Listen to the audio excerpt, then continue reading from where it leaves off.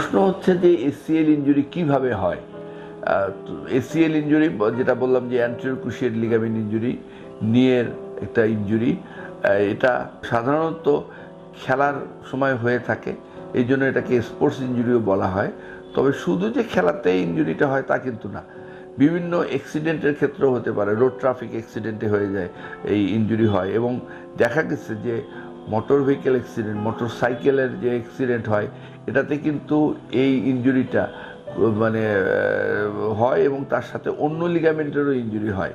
এবং সাধারণত মোটর সাইকেলের অ্যাক্সিডেন্টটা খুব ভয়াবহ হয়, শুধু এখানে একটা লিগামেন্ট না, যে যেমন হলো যে খেলার সময় হয়তো একটা লিগামেন্ট ইনজুরি হয়, এখানে দেখা যায় যে 2-3টা লিগামেন্ট ইনজুরি হয়।